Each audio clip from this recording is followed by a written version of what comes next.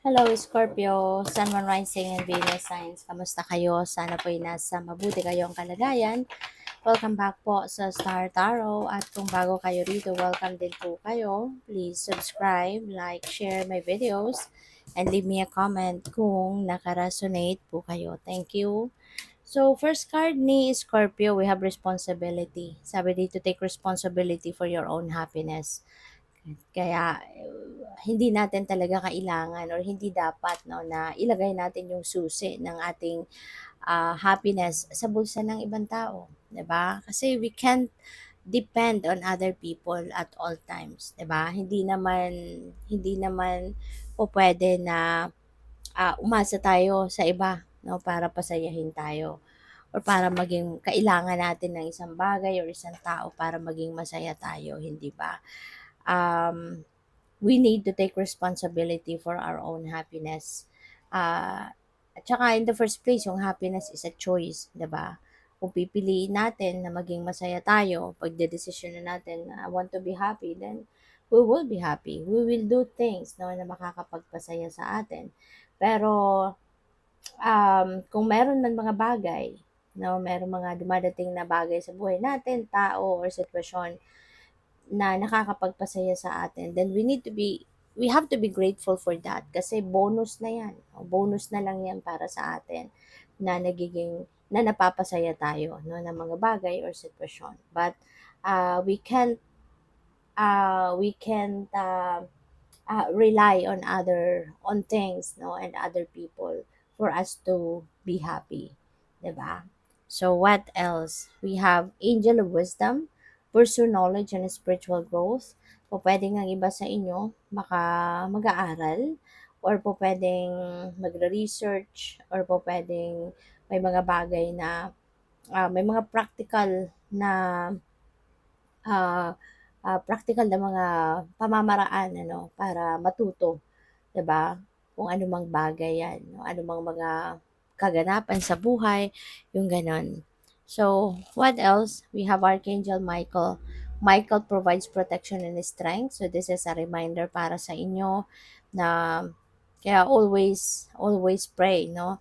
Always call on Archangel Michael kasi siya yung number one protector natin at siya yung nagpapalakas ng ating loob. Siya din yung tumutulong sa atin para maging matibay tayo, yung gano'n, ano. And always call on Archangel Michael, no, every day. Kasi si Archangel Michael, siya yung parang leader ng army ng angels, no? Na siya yung laging nandiyan dyan para protektahan tayo, ilayo tayo sa mga masasama, ilayo tayo sa mga negatibo, yung mga ganyan. So, always call on Archangel Michael to protect you and to keep you safe at all times, okay? So, tignan natin kung ano pa ang ganap para kay Scorpio. And by the way, maraming salamat for subscribing. And if you haven't subscribed yet, subscribe na kayo. And also, maraming salamat din for not skipping the ads. Malaking bagay yan sa akin. And also, please click the join button sa baba ng video kung gusto niyo na mag-join sa membership. Okay? Salamat po. So, we have Dragonfly. Ayan, live life to the fullest. Alright? So, kailangan lang din naman natin talaga na i-enjoy ang buhay. 'Di ba? I-enjoy ang buhay. Let's take advantage of every opportunity na meron tayo para maging masaya, para maging maayos ang buhay natin, para mas maging magaan ang pag-navigate natin sa ating mga sitwasyon. 'Di ba? So, what else? We have choices. Make the best choices. So, ibig sabihin nito na merong mga choices no, na nandiyan dyan sa inyong harapan at pagpipilian ninyo. So, that could be opportunities. 'Di ba? Maaaring may mga iba't ibang klaseng oportunidad ang lumalapit sa inyo sa ngayon, Scorpio, na kailangan ninyong pagpilian. Okay? So, what else? We have letting go. Learn to let go. Okay? Lalo-lalo na kung merong mga bagay or merong mga sitwasyon ano, na hindi na kailangan. Yung bang ramdam mo, alam mo sa sarili mo na you don't need them. 'Di ba? Or hindi naman na 'to nagdudulot ng masayang epekto sa'yo positibong epekto sa'yo, 'di ba? Kung meron hindi naman na kailangan sa buhay mo 'yan, so 'wag na, tanggalin mo na, 'di ba? I-let go mo na yung mga sama ng loob, mga resentments, mga emotional baggages, emotional wounds. Mag-a-attract lang 'yan ng mas marami pang negatibo, 'no, na mga sitwasyon sa buhay mo. Kaya, tanggalin mo na, alright? I-let go mo na. So, we have Archangel Raphael, provider of healing for mind, body, and spirit. So, yun, Archangel Raphael is going to help you na maghilom na ang mga sugat, lalo-lalo na kung meron kayong mga experiences from the past, ano, na hanggang ngayon siguro mabigat pa rin sa loob mo. Kaya maaring ito yun, ano, yung kailangan mo ng i-let go.